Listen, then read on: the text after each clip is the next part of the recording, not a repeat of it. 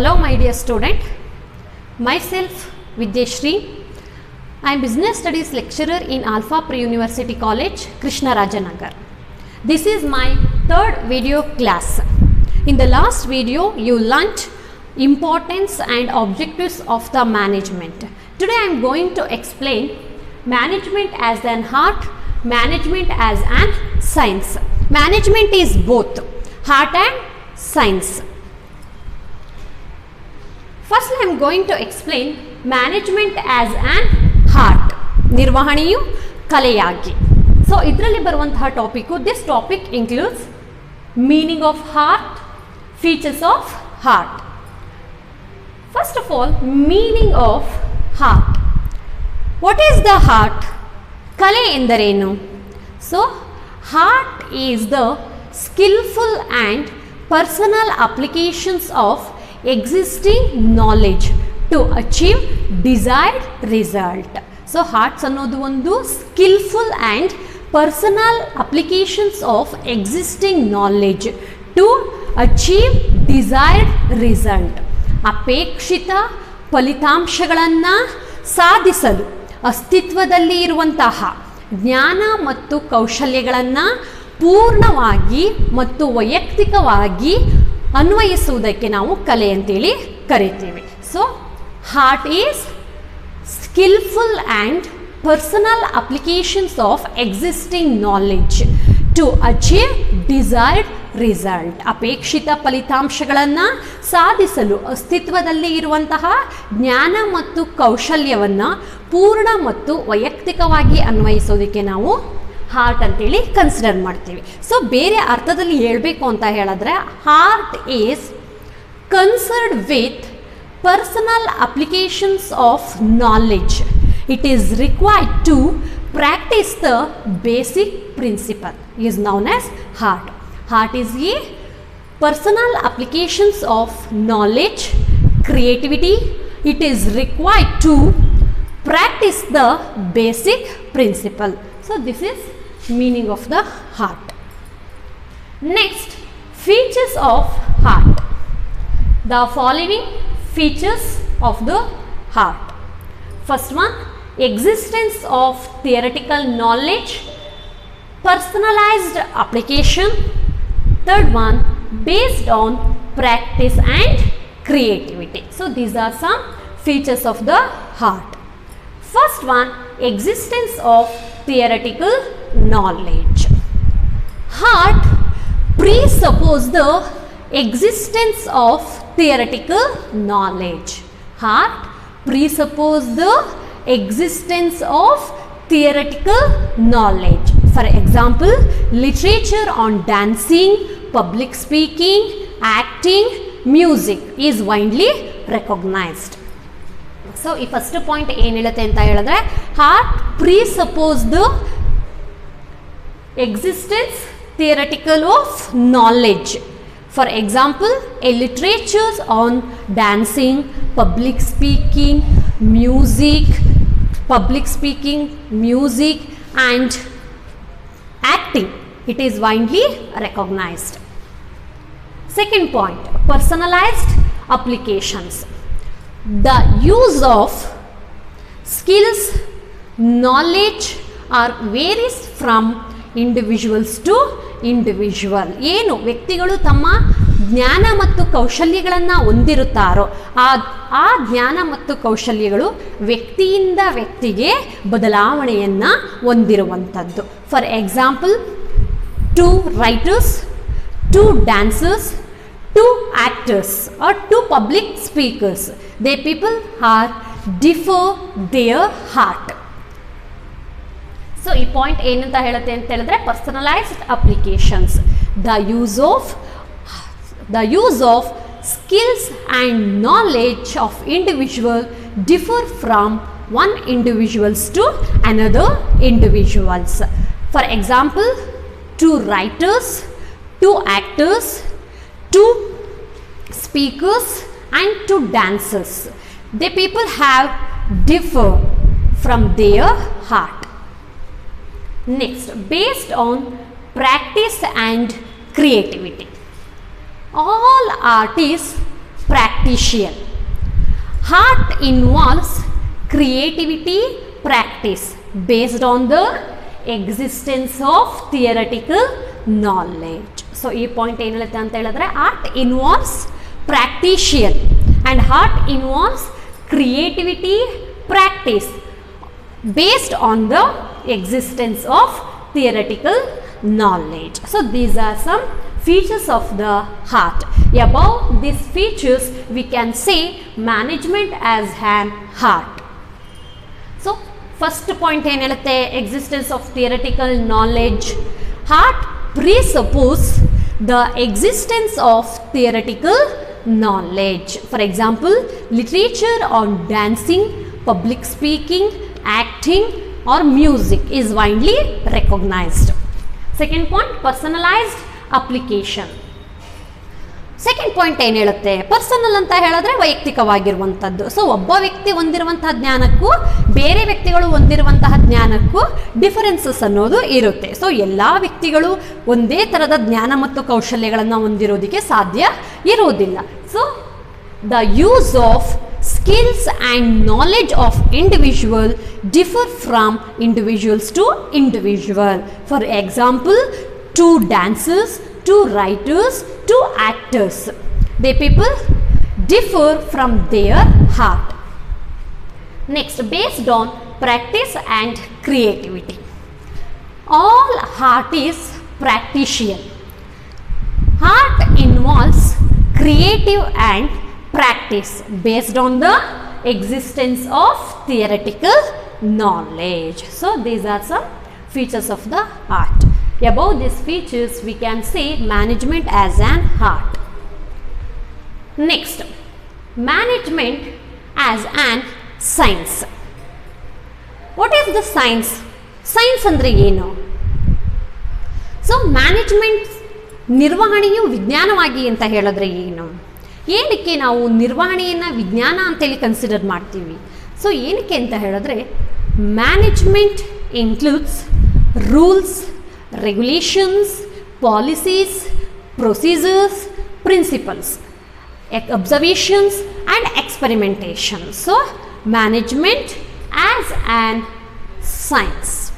ಏನಕ್ಕೆ ಅಂತ ಹೇಳಿದ್ರೆ ಮ್ಯಾನೇಜ್ಮೆಂಟಲ್ಲಿ ತನ್ನದೇ ಆದಂತಹ ರೂಲ್ಸ್ಗಳು, ರೆಗ್ಯುಲೇಷನ್ಸ್ಗಳು, ಪ್ರಿನ್ಸಿಪಲ್ಸ್ಗಳು ಮತ್ತು ಅಬ್ಸರ್ವೇಷನ್ಸ್, ಎಕ್ಸ್ಪೆರಿಮೆಂಟೇಷನ್. ಸೊ ಇದನ್ನೆಲ್ಲನೂ ಕೂಡ ನಿರ್ವಹಣೆಯು ಒಳಗೊಂಡಿರುವುದರಿಂದ ನಾವು ಮ್ಯಾನೇಜ್ಮೆಂಟ್ ಆ್ಯಸ್ ಆ್ಯನ್ ಸೈನ್ಸ್ ಅಂತೇಳಿ ಕನ್ಸಿಡರ್ ಮಾಡ್ತೀವಿ. ಸೊ ಏನಕ್ಕೆ ಅಂತ ಹೇಳಿದ್ರೆ management includes rules, regulations, principles, policies, procedures, observations and experimentations in their activities in the organization. So management as an science.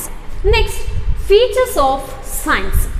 So these are some features of the science. First one, systematized body of knowledge, principles based on experimentation. Last one, universal validity. First one, systematized body of knowledge. Science is a systematized body of knowledge. Its principles are based on the causes and effective relationship. So science is a systematized body of knowledge because its principles of scientific principles are systematized body of knowledge because it principles based on causes and effect relationship. For example, a apple falling from a tree towards the ground, it may explain law of gravity. Second point, principles based on experimentations. So scientific principles are first developed through the observations, next then tested, repeated experimentation. So science is a principles based on experimentations. ಏನು ಹೇಳುತ್ತೆ scientific principles are firstly developed through the observation and repeated in the experimentation. Next, universal validity. ಏನು universal validity ಅಂತ ಹೇಳಿದ್ರೆ, so universal validity ಅಂತ ಹೇಳಿದ್ರೆ scientific principles are universal validity and applications. Science is a universal validity. So above these reasons we can say management as an science. So first point ಏನು ಹೇಳುತ್ತೆ, systematized body of knowledge. The principles, the scientific principles are based on the systematic body of knowledge because its principles are based on the causes and effect relationship. For example, a apple falling from a tree towards the ground, it may explain law of gravity. Second point, principles based on the experimentation. Yes, scientific principles are based on the experimentations because scientific principles are firstly developed through the observation and again it tested through repeated experimentation. Next, universal validity. Scientific principles are universal validity and applications. So for these above the features we can say management as an art and management as an science. Next topic, management as a profession. ನಿರ್ವಹಣೆಯು ವೃತ್ತಿಯಾಗಿ. So ಈ topic ಅಲ್ಲಿ this topic includes meaning of profession and features of profession. Firstly, I am talking about profession. What is the profession? ವೃತ್ತಿ ಎಂದರೇನು? Profession means which activities is required to special skills and knowledge to doing their work. ಯಾವ ವೃತ್ತಿಯು ವಿಶೇಷವಾದಂತಹ ಜ್ಞಾನ ಮತ್ತು ಕೌಶಲ್ಯವನ್ನು ಒಳಗೊಂಡಿರುವಂಥ ಚಟುವಟಿಕೆಗಳಾಗಿರುತ್ತಾವೋ ಅಂಥ ಚಟುವಟಿಕೆಗಳನ್ನು ಪ್ರೊಫೆಷನ್ ಅಥವಾ ವೃತ್ತಿ ಅಂತೇಳಿ ಕರಿತೀವಿ. ಸೊ ಪ್ರೊಫೆಷನ್ ಅಂತ ಹೇಳಿದ್ರೆ which activities is required to special skills and knowledge to doing their work. So ಯಾವ ವೃತ್ತಿಯು ವಿಶೇಷವಾದಂತಹ ಜ್ಞಾನ ಮತ್ತು ಕೌಶಲ್ಯಗಳನ್ನು ಒಳಗೊಂಡಿರುವ ಚಟುವಟಿಕೆ ಆಗಿರುವಂಥದ್ದು. Next, management has a profession. ಏನಕ್ಕೆ ನಿರ್ವಹಣೆಯು ವೃತ್ತಿಯಾಗಿ ಅಂತ ಹೇಳಿದ್ರೆ all forms of organisation activities needs to be managed. All forms of, what are the forms of organisations? ಅದು ನೀವು ಸೆಕೆಂಡ್ ಚಾಪ್ಟ್ರಲ್ಲಿ ಓದ್ತೀರಾ, ಫಾರ್ಮ್ಸ್ ಆಫ್ ಫಸ್ಟ್ ಇಯರಲ್ಲಿ ಓದಿರ್ತೀರ. Next, management as a profession. Forms, all forms of organization activity to need to be managed. Professions is need to be managed. All forms ಅಂದರೆ ಯಾವ್ಯಾವ ಬರುತ್ತೆ? Sole proprietorship ಆಗಿರ್ಬೋದು, ಪಾರ್ಟ್ನರ್ಶಿಪ್ ಫರ್ಮ್ ಆಗಿರ್ಬೋದು, Hindu undivided family business ಆಗಿರ್ಬೋದು, ಅಥವಾ joint stock company ಆಗಿರ್ಬೋದು, cooperative societies ಆಗಿರ್ಬೋದು. These are forms of the business organisation. ಇದು ನಿಮಗೆ ಫಸ್ಟ್ ಇಯರಲ್ಲಿ ಸೆಕೆಂಡ್ ಚಾಪ್ಟ್ರಲ್ಲಿ ಓದಿರ್ತೀರ. So all forms of organisations activities involved need to be managed. So organizations looks for individual with special skills and knowledge to manage them. ಯಾವುದೇ ಒಂದು ವ್ಯವಹಾರ ಸಂಸ್ಥೆಯು ವೃತ್ತಿಪರ ವ್ಯಕ್ತಿಗಳನ್ನು ಆಯ್ಕೆ ಮಾಡುವುದಕ್ಕೆ ನೋಡುವಂಥದ್ದು. ಏನಕ್ಕೆ ಅಂತ ಹೇಳಿದ್ರೆ ಒಂದು ವ್ಯವಹಾರ ಸಂಸ್ಥೆಯಲ್ಲಿ ಕೆಲಸವನ್ನು ನಿರ್ವಹಿಸೋದಕ್ಕೆ ವೆಲ್ ಎಕ್ಸ್ಪೀರಿಯನ್ಸ್ ಇರಬೇಕು, ಕ್ವಾಲಿಫಿಕೇಷನ್ಸ್ ಇರಬೇಕು, ಸ್ಪೆಷಲ್ ಸ್ಕಿಲ್ಸ್ ಆ್ಯಂಡ್ ನಾಲೆಡ್ಜ್ ಅನ್ನೋದು ಇರಬೇಕು. So each and every organisations are all forms of organisation activity involve need to be managed. So all organization looks for individuals with special skills, knowledge to manage them. What are the examples of the profession? Professions ಗೆ ಯಾವ್ಯಾವುದನ್ನ ಉದಾಹರಣೆಗಳು ಕೊಡ್ಬೋದು? Doctors ಆಗಿರ್ಬೋದು, engineers ಆಗಿರ್ಬೋದು, ಅಥವಾ chartered accountants ಆಗಿರ್ಬೋದು. Next, features of profession. These are some features of the professions. First one, well defined body of knowledge, restricted entry, professional association, ethical code of conduct, service motive. First one is well defined body of knowledge. All professions are based on the well defined body of the knowledge. All professions are based on the well defined body of knowledge that can be acquired through the instructions. So ee point ಏನು ಹೇಳುತ್ತೆ ಅಂತ ಹೇಳಿದ್ರೆ well defined body of knowledge. All principles are based on the well defined body of knowledge that can be acquired through the instructions. ನಮಗೆ ಬೇಕಾಗಿರುವಂಥ ವಿಶೇಷ ಜ್ಞಾನ ಮತ್ತು ಕೌಶಲ್ಯಗಳನ್ನು ನಾವು ಶಿಕ್ಷಣದಿಂದ ಪಡೆದುಕೊಳ್ಳುವಂಥದ್ದು. Next, restricted entry. The entry to a professions is restricted and examinations are through of educational degrees. So ನೀವು ಪ್ರೊಫೆಷನ್ಸ್ಗೆ ಎಂಟ್ರಿ ಆಗಬೇಕು ಅಂತ ಹೇಳಿದ್ರೆ ಕೆಲವೊಂದು ಎಕ್ಸಾಮಿನೇಷನ್ಸ್ನ ಪಾಸ್ ಮಾಡಬೇಕಾಗಿರುತ್ತೆ ಅಥವಾ ಕೆಲವೊಂದು ಎಜುಕೇಷನಲ್ ಡಿಗ್ರೀಸ್ಗಳನ್ನು ಪಡೆದುಕೊಳ್ಳುವಂಥದ್ದು. So the entry of profession is restricted through the examinations or through acquiring an educational degrees.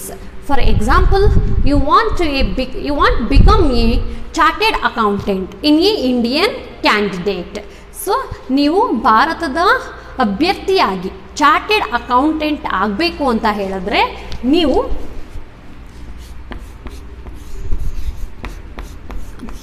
ICAI ಈ ಸಂಸ್ಥೆ ನೀಡುವಂತಹ ಎಕ್ಸಾಮ್ನಲ್ಲಿ ಪಾಸ್ ಆಗಿರಬೇಕು.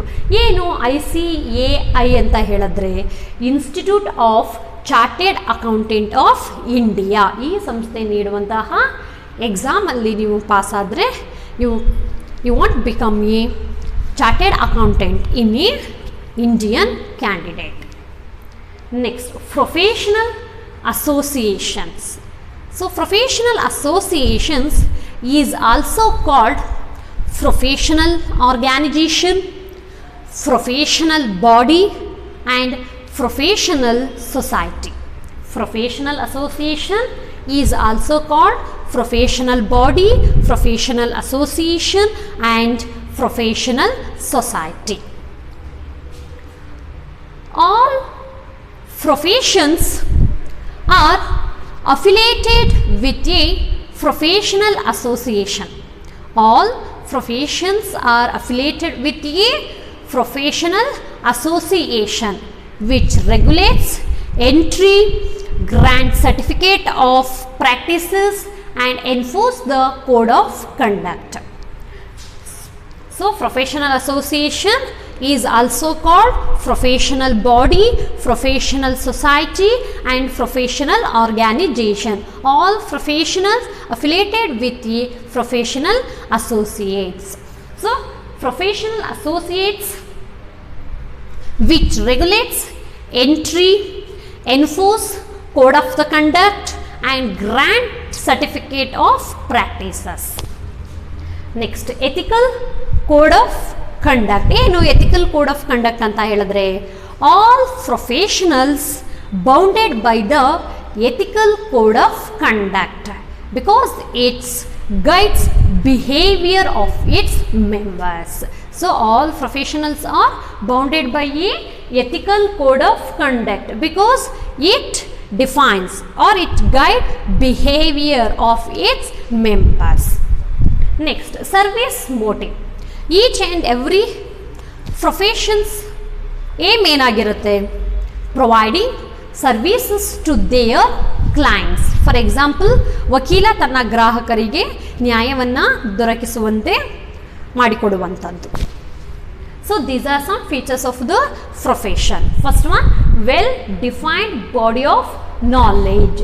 ಸೊ ಈ ಪಾಯಿಂಟ್ಸ್ ಏನು ಹೇಳುತ್ತೆ?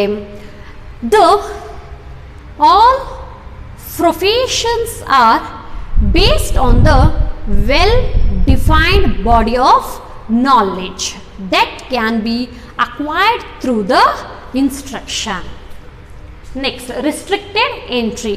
the entry to a profession is restricted through the examinations or through acquiring educational degrees. For example, ನಾನು ಆವಾಗಲೇ ಹೇಳಿದೆ, you want to become a chartered accountant, any Indian candidate, you should clear specified examinations by the ICAI, Institute of Chartered Accountant of India. So ನೀವು ಇಂಡಿಯಾದ ಅಭ್ಯರ್ಥಿಯಾಗಿ chartered accountant ಆಗಬೇಕು ಅಂತ ಹೇಳಿದ್ರೆ ಈ ಸಂಸ್ಥೆ ಯಾವ ಎಕ್ಸಾಮನ್ನು ನೀಡುತ್ತೋ ಆ ಎಕ್ಸಾಮನ್ನು ಕ್ಲಿಯರ್ ಮಾಡ್ಕೊಳ್ಳುವಂಥದ್ದು. Next, professional association. Professional association is also called professional body, professional organization and professional societies. All professionals affiliated with a professional association which regulates entry to enforce code of conduct and grant certificate of practices. Next, ethical code of conduct. Next, service motive. Service motive ಏನು ಹೇಳುತ್ತೆ, ಪ್ರತಿಯೊಂದು ಪ್ರೊಫೆಷನಲ್ಸ್ನ ಜವಾಬ್ದಾರಿ ಏನಾಗಿರುತ್ತೆ, providing services to their clients. Next, ethical code of conduct. ಈ points ಏನು ಹೇಳುತ್ತೆ ಅಂತ ಹೇಳಿದ್ರೆ, all principles are bounded by a ethical code of conduct. It defines or it guides behavior of its members. For example, ಒಬ್ಬ ವೈದ್ಯ ತನ್ನ ಕರ್ತವ್ಯವನ್ನು ವಹಿಸಿಕೊಳ್ಳಬೇಕಾದರೆ ಒಂದು ಪ್ರತಿಜ್ಞಾ ವಿಧಿಯನ್ನು, ತನ್ನ ನಡವಳಿಕೆಯ ಬಗ್ಗೆ ಪ್ರತಿಜ್ಞಾ ವಿಧಿಯನ್ನು ಮಾಡುವಂಥದ್ದು. So these are some features of the profession.